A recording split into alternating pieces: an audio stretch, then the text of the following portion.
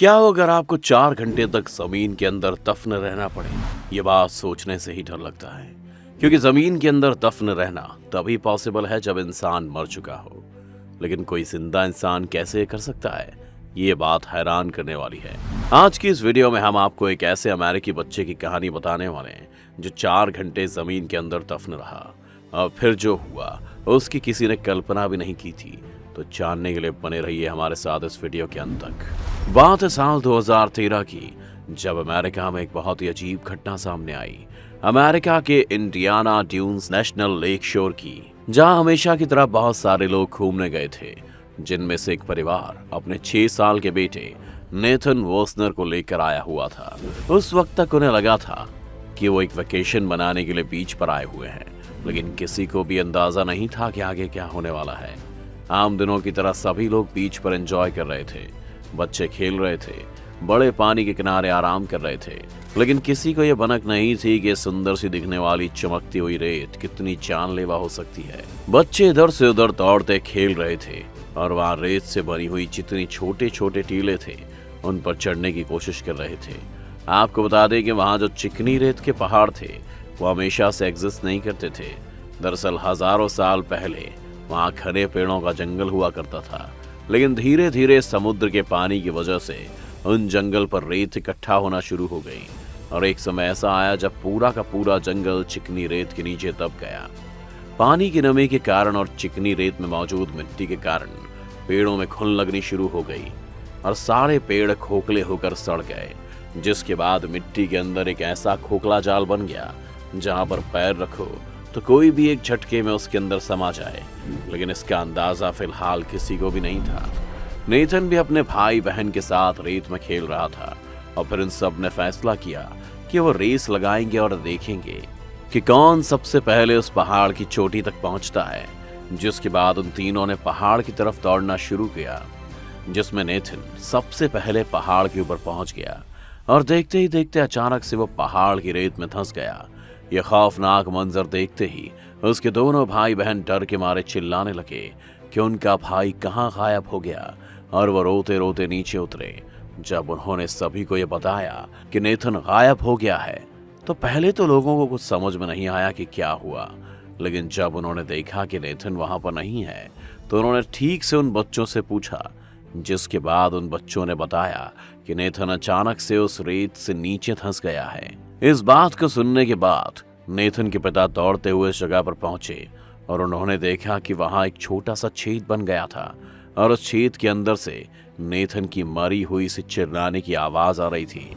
अब नेथन के पिता को कुछ भी समझ में नहीं आ रहा था कि वो क्या करें। उन्होंने लोगों को मदद के लिए बुलाया, जिसके बाद धीरे धीरे करके सभी लोग उस पहाड़ी की चोटी पर पहुंच गए। उनमें से कोई भी नहीं समझ पा रहा था कि नेथन को कैसे बचाएं। कुछ लोगों ने लकड़ी और डंडे की मदद से उस छेद के अंदर नेथन को छूने की कोशिश की, लेकिन उन्हें कुछ हासिल नहीं हुआ। जिसके बाद लोगों ने मिलकर उस जगह की मिट्टी को हाथ से हटाना शुरू कर दिया, लेकिन वो जितना उस रेत को हटाते जाते थे वहां उससे ज्यादा रेत गड्ढे के भीतर भर जाती थी, क्योंकि वो बहुत ही बारीक रेत थी, जिस वजह से नेथन उस रेत के अंदर और धंसता जा रहा था। अब लोग लगभग उम्मीद हारने लगे थे, जिसके बाद एक बच्चे ने नीचे जाकर नेथन की मां को सारी बात बता दी और नेथन की मां ने बिना कुछ सोचे ही 911 पर कॉल कर दिया। जिसके बाद इमरजेंसी वाले उन्हें कहते हैं कि कोई भी वहां की मिट्टी को हटाने की बिल्कुल भी कोशिश ना करे, क्योंकि उन्हें भी पता था कि जितनी मिट्टी को हटाने की कोशिश करेंगे नेथन अंदर धंसता जाएगा। कॉल करने के आधे घंटे बाद ही पुलिस, फायर फाइटर और हेल्थ डिपार्टमेंट के लोग वहां पहुंच जाते हैं और उन आधे घंटे में वहां मौजूद लोगों ने सिर्फ 5 इंच का ही गड्ढा किया होता है। जिसके बाद अमेरिका की पुलिस देखती है कि बच्चा काफी नीचे धंस चुका है, तो उन्हें भी समझ नहीं आता कि वो क्या करें और सब मिलकर वापस हाथ से गड्ढा करना शुरू कर देते हैं। जिसके 1 घंटे बाद जब उन्हें लगता है कि बच्चा बहुत नीचे धंसता जा रहा है, वो गाड़ी से अपने फावड़े और हथियारों को लाकर उनसे गड्ढा खोदने का फैसला कर लेते हैं और लगातार 1 घंटे की खुदाई जारी रहती है। जिसके बाद भी वो सिर्फ 5 फीट गहराई वाला गड्ढा ही खोद पाते हैं। लगातार 2 घंटे की खोज के बाद भी नेथन के मिलने की कोई उम्मीद नहीं दिखती और तब तक सब लोग मान लेते हैं कि अब नेथन जिंदा नहीं मिलेगा और सिर्फ उसकी लाश के लिए खुदाई जारी रखी जाती है। इन सब के बाद जेसीबी बुलाई जाती है और खुदाई जारी रहती है। अब तक नेथन के माता पिता बिल्कुल निराश हो जाते हैं और लगातार 4 घंटे की खुदाई के बाद भी नेथन का कोई नामो निशान नहीं मिलता, जिसके बाद लोग यह फैसला लेते हैं कि अब जेसीबी ने बहुत ज्यादा खुदाई कर ली है, अब नेथन या उसकी लाश कभी नहीं मिल सकती है।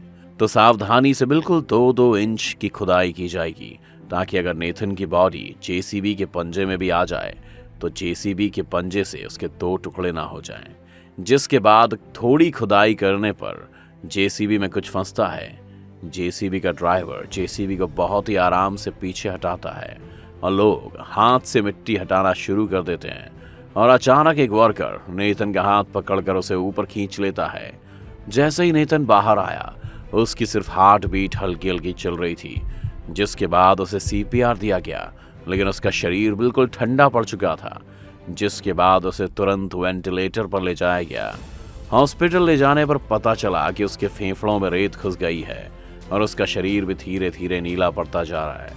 अब डॉक्टर्स को नेथन के बचने की कोई भी उम्मीद नहीं थी, लेकिन वो अपनी पूरी कोशिश कर रहे थे। उन्होंने नेथन के माता पिता को ये नहीं बताया था कि नेथन जिंदा है या उसके जिंदा रहने की कोई भी उम्मीद है। उन्होंने बस कहा था कि वो कोशिश कर रहे हैं। जिसके बाद डॉक्टर फैसला लेते हैं कि इसे और बेहतर आईसीयू में भेजा जाए, जहां स्पेशलिस्ट डॉक्टर्स की टीम हो।